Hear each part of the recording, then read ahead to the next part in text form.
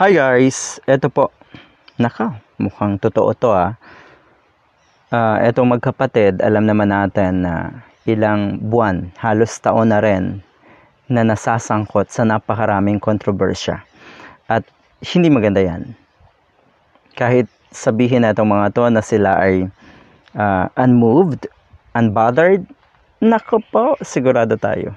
Hirap na yung mga yan. 'Di ba? Dapat kasi talaga, ito lesson sa mga social media influencer, sa mga nasa social media, sa mga celebrities.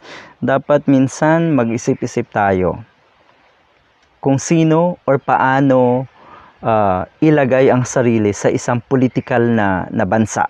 Political dito sa atin, 'di ba? Nothing is unpolitical pagdating sa bansa natin. Talaga pong hindi pwedeng i-set aside ang politics. Alright.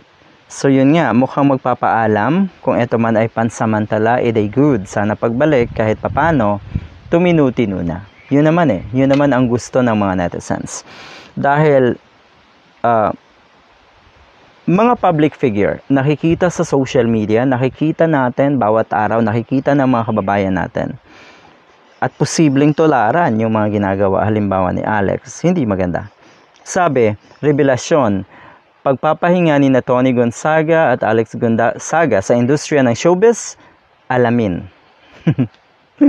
Maugong na pinag-uusapan daw ngayon ang balitang magpapahinga muna sa showbiz ang celebrity siblings na sina Tony Gonzaga at Alex Gonzaga. Ito'y sa gitna pa rin ng sunod-sunod na issue at batikos na binabato sa kanila sa social media. Alamin ang detalye. Okay, maganda, pinangunahan na nila or inunahan na nila dahil una, sa All TV, wala na namang show si Tony Gonzaga.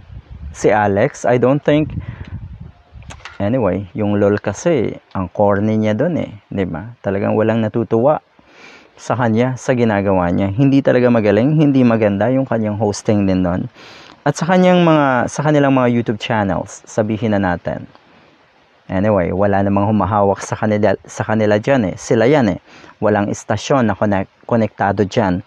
So, pwede rin nilang ipagpatuloy yung kanilang ginagawa sa social media at magpahinga sa showbiz. Pero siguro pansin din kasi ng mga to na humihina yung kanilang engagements, yung mga views, at ang balita pa nga, maraming mga subscribers na nilayasan etong dalawang ito.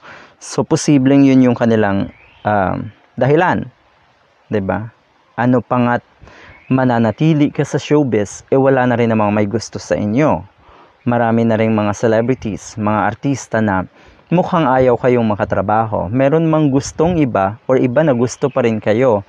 Ay katulad nyo rin po yun, na wala. So hindi nyo sila pwedeng sakyan, 'di ba? Hindi kayo makakasustain bilang mga famous celebrities kuno. Kung ang sasakyan nyo ay yung mga katulad nyo rin. Hindi talaga. Kailangan nyo ng mga stars ng ABS-CBN, mga big stars na alam natin ang mga kakamping. Maganda na rin at inunahan nyo dahil wala po talaga kayong choice. Kung titignan natin, wala kayong pwedeng puntahan sa ngayon na susuporta ang ina-expect nyo na mga followers nyo, ang ina-expect nyo na mga supporters nyo.